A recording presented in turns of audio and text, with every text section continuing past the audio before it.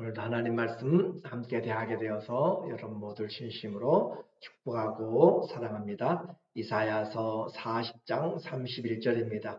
오직 여호와를 앙망하는 자는 새 힘을 얻으리니 독수리가 날개치며 올라감 같을 것이요 다른 박질하여도 곤비하지 아니하고 걸어가도 피곤하지 아니하리로다. 아멘. 오늘은 여호와는 구원 43번째로 우리의 하나님이란 주제로 말씀을 같이 나누도록 하겠습니다. 우리의 인생을 먼저 알아야 하나님을 올바로 섬길 수 있다라고 했어요. 우리의 인생은 풀과 같고 그 영광은 풀의 꽃과 같으니 없어지고 시들어지고 사라진다라고 그렇게 했습니다. 그렇기 때문에 우리는 영원한 하나님의 말씀, 항상 있고 살아있는 하나님의 말씀을 바라보면서 그 하나님을 믿고 그 주의 오심을 기다리는 것이 지혜와 소망이다라고 이야기했습니다. 우리의 삶이 안개처럼 사라지기 때문에 영원한 생명의 말씀, 생명의 주를 믿는 것, 그것보다 더 중요한 것이 없습니다. 주님의 오심을 외치는 자의 소리가 복이 있습니다. 아름답습니다. 복됩니다. 왜냐하면 그 외치는 소리로 인하여 우리의 마음이 주님을 준비하고 주님을 영접할 수 있기 때문에 그렇습니다. 그래서 주의 외친 자의 이 소리, 회개하라 라고 하는 그 말씀을 통하여서 우리의 강팍해지고 더러워지고 취해지고 교만하고 낙심하고 상한 심령들이 주님께 돌아오게 되고, 주님은 우리를 인도하여 주시되 목자같이 우리를 인도하여 주시고 부정함이 없도록 세워주십니다. 1차적으로는 이 목소리가 포로된 자들에게 들려지게 됩니다. 그들이 오게 될 광야와 또 사막과 거친 그 주의 목소리로 인하여서 그들이 안위함 얻겠고, 또 2차적으로는 이 말씀이 예루살렘에도 들려집니다. 그래서 멀리 잊어버렸던 그런 동포들이 다시 돌아오게 되고, 그리고 황폐했던 성읍들이 다시 일어나게 될 것이고, 그리고 종말론적으로는 그리스도 안에서 우리가 새 예루살렘을 향하여 주님으로 인하여 들어가게 될 것을 말하고 있어요. 아무도 생각해 보지 못한 일을 우리 주님이 공의의 하나님께서, 또한 사랑의 하나님께서 그의 백성을 위하여서 하고 계십니다. 그래서 이사야는 이 놀라운 구원의 역사를 이루신 하나님을 비교하는 방법을 통하여서 우리에게 그 하나님을 전달하고 있어요. 그래서 누가 하나님과 같은가 라고 하는 것이에요. 12절에 보니까 누가 손바닥으로 바닷물을 헤아렸으며 뼈으로 하늘을 쟀으며 땅에 티끌을 되담아 보았으며 접시 저울로 산들을 막대 저울로 언덕들을 달아 보았으랴. 누가 여호와의 영을 지도하였으며 그의 모사가 되어 그를 가르쳤으랴. 이 말은 아무도 창조의 주와 또 그 지혜와 능력의 주님과 비교할 만한 사람이 없다라고 하는 것이죠. 그래서 단순히 창조주 하나님은 이와 같은 능력이 많으시다라고 하는 그런 설명이나 해석이 아니라 그와 같은 사람이 있는가라고 그렇게 주님이 직접적으로 그들에게 대답하는 것이에요. 그래서 그들이 품을 수 있는 의심을 주님이 대답하고 있는 것입니다. 그러니까 이 과거의 전쟁에서는 그 전쟁에서 지게 되면 그 신이 진 것이고, 전쟁에서 이스라엘이 승리하게 되면 이스라엘의 신이 승리하게 된 것이에요. 그래서 전쟁터에 신들의 이름을 가지고 나가고 신들의 형상을 가지고 나가게 되는 것이죠. 그래서 사람들이 질문하는 것이에요.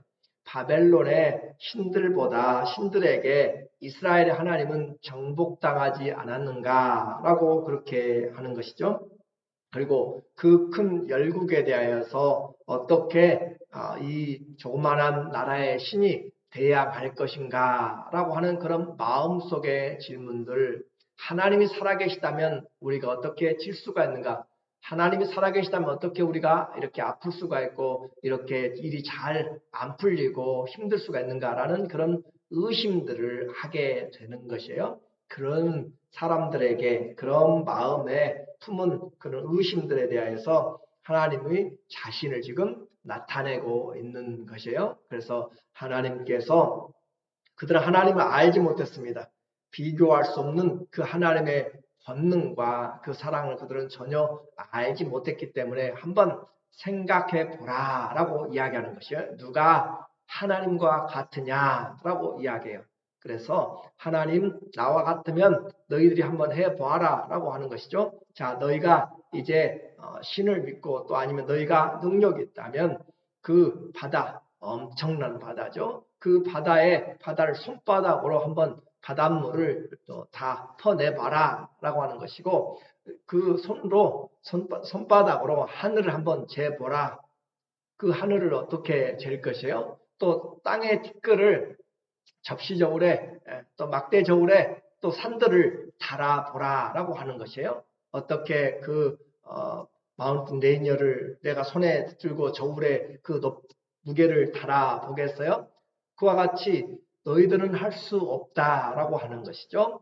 그런데 그 일을 하는 사람, 손으로 바닷물을 풀 수 있는 사람, 그리고 또 손으로 그 넓은 우주를 측량할 수 있는 사람, 그리고 이 모든 천지를 티끌같이 여기고 손바닥에 저울로도 충분히 잴 수 있는 사람이 바로 그가 나다라고 하는 것을 지금 하나님께서 말씀하고 있는 것이에요. 그래서 한마디로 누가 하나님과 같은 사람이 있냐?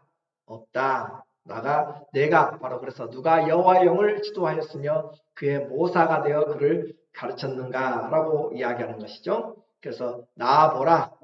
아무도 없다. 내가 바로 그다. 그래서 우리 하나님 앞에서는 사람도 열방들도 그리고 그 어떤 우상도 나와 비길 수가 없다라고 하는 거죠. 개인뿐만 아니라 온 열방, 온 우상들도 나와 비교할 수 없는 이 사실을 우리는 알고 있어요. 그런데 그 이스라엘의 사람들은 그것을 지금 눈에 보이지 않기 때문에 지금 내가 어려운 공경에 있는 사람들은 하나님이 안 보여요. 왜 하나님이 내가 믿는데 이랬을까라는 것으로 그렇게 의심스러운 일들이란 말이죠. 그래서 저 예루살렘에서 얼마나 힘이 없으면 이 먼 천마일 정도 떨어진 곳까지 우리를 팔려서 이렇게 보내게 했을까라고 하는 것이에요. 그러나 하나님은 비교할 수 없다. 17절에 말하고 있어요. 그의 앞에는 모든 열방이 아무것도 아니라, 조금 전에는 사람을 비교했고 지금 열방을 비교해요. 열방이 없고 그는 그들을 없는 것 같이 빈 것 같이 여기시며, 자, 온 세상에 지금 다 나라들이 있잖아요. 그 모든 나라들인데 그 열국들이 하나님 앞에서는 아무것도 아니고 없는 것처럼 여겨지고, 그런즉 너희가 이제 하나님을 누구와 같다 하겠으며 무슨 형상을 그에게 비기겠느냐, 무슨 우상들을 가지고 하나님과 비기겠느냐라고 그렇게 말씀을 하고 있습니다.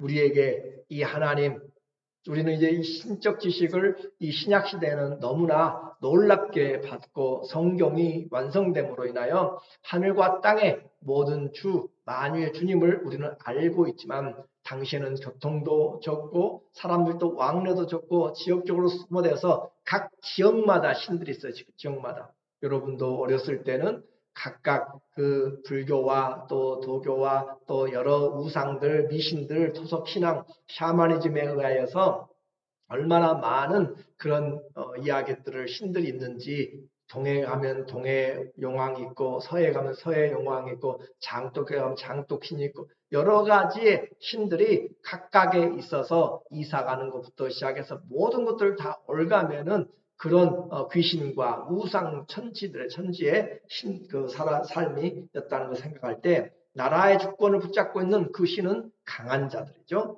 그와 같이 이런 시대에 있는 것들, 우리는 지금 이제는 신적인 이런 지식으로 인해서 하나님을 유일한 창조주로 믿고 있지만, 그럼에도 내 현실이 어려울 때는 보이는 우상들에게, 보이는 사람들의 의견들에, 들리는 의견들에 마음을 뺏기게 된 것과 같습니다. 그래서 우리를 위해서 하나님께서 천지 만물을 지으셔서 하늘은 땅을 위해서 존재하고 또 땅은 사람을 위해서 모든 물건들을 내는데 우리는 오히려 거꾸로 땅에 있는 것들을 섬기고 하늘에 있는 1월 성상을 섬기는 어리석은 것으로 바꾸어져 버린 것이죠.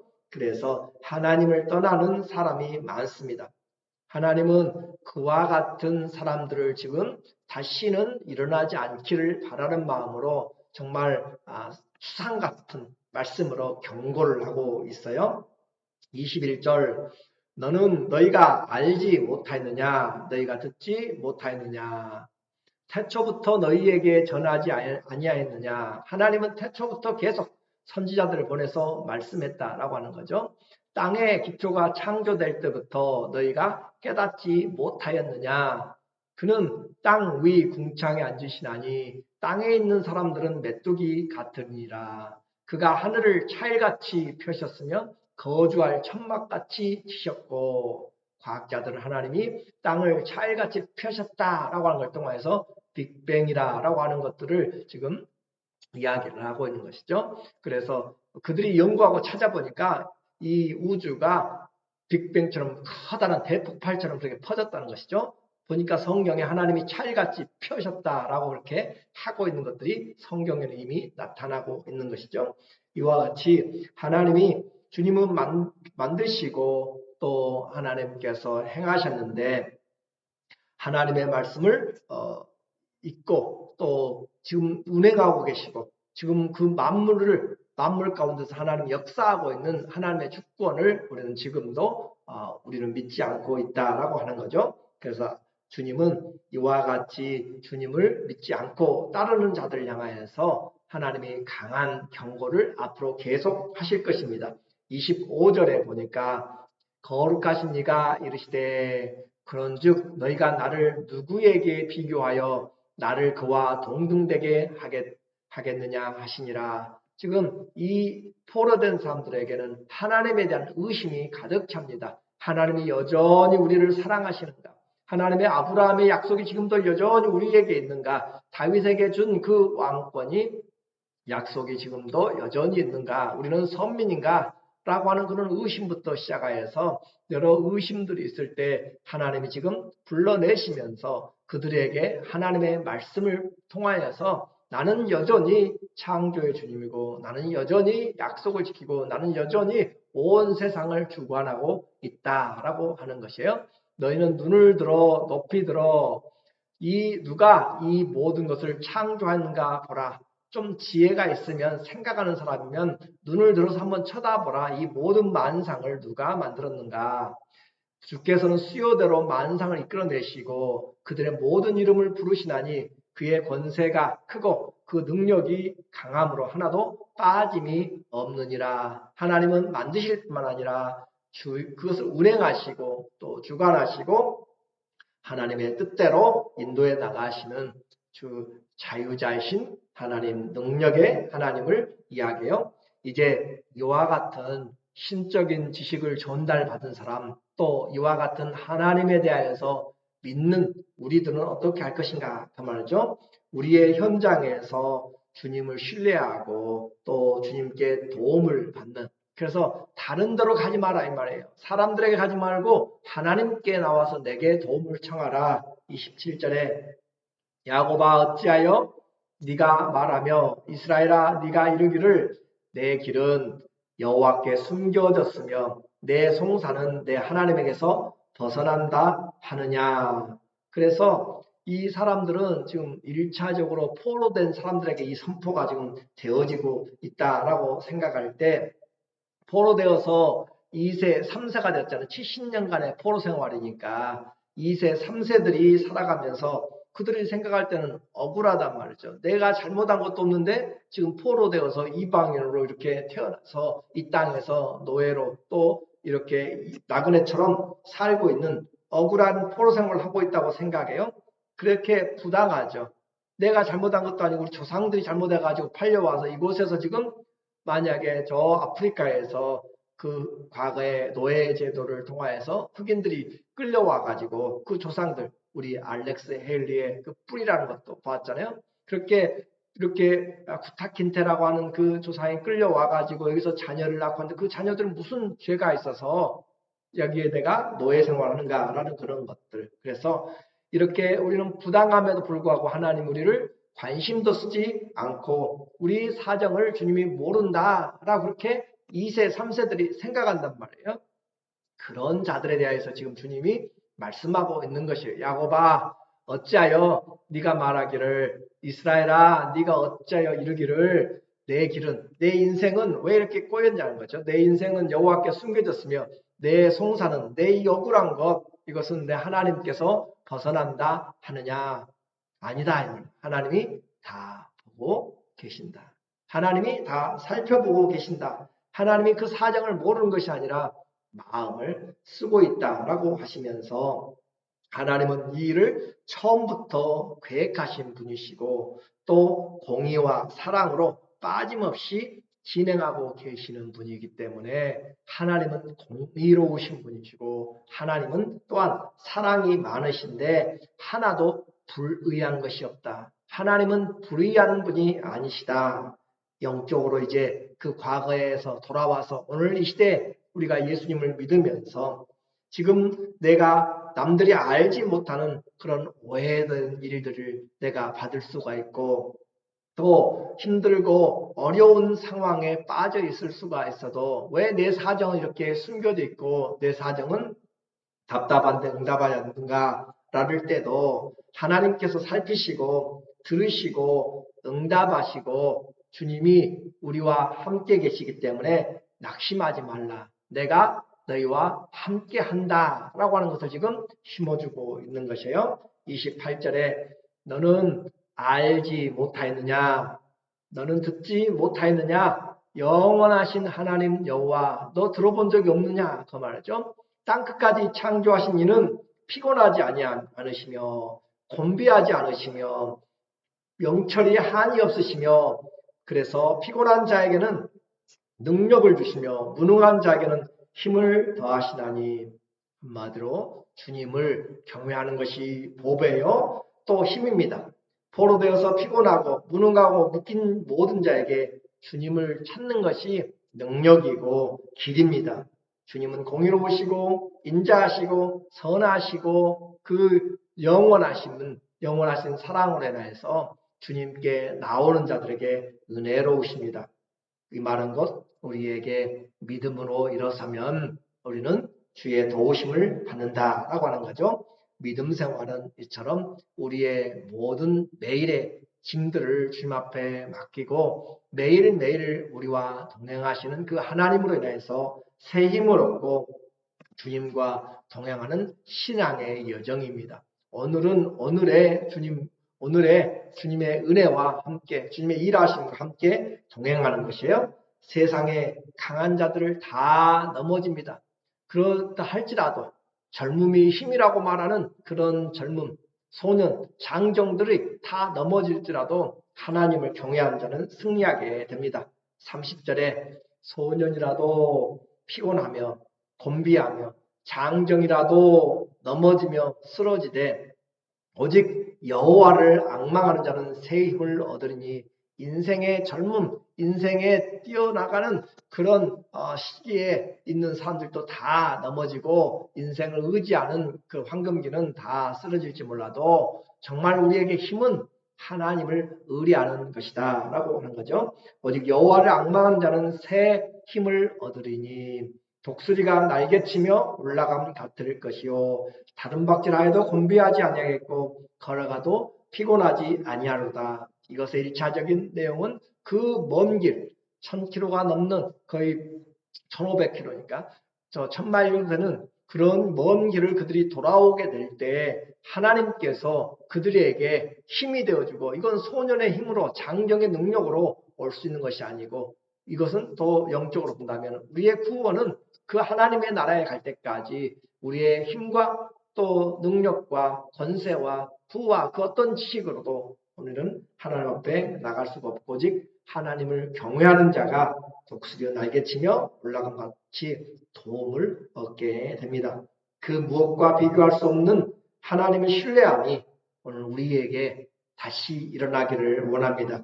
주의 영이 부어주시는 성령의 능력으로 일어나야 됩니다. 성령으로 강건한 사람 되시고 믿음으로 그리스도가 우리 안에서 거하시게 하시고 그리고 하나님의 사랑이 풍성하여질 수 있도록 오늘도 우리의 하나님, 창조의 하나님, 오늘 우리를 다스리신 하나님, 우리를 인도하신 하나님, 구원을 완성하신 하나님, 그리고 그분 앞에 나오는 모든 자들에게 영원하신 하나님이 되셔서 우리에게 날마다 힘을 공급하시며 인생으로는 감당하지 못할지라도 하나님은 넉넉히 감당하면서 힘을 주시는 그 주님으로 인생의 동행의 여정을 써나가시기를 예수님의 이름으로 간절히 축원합니다.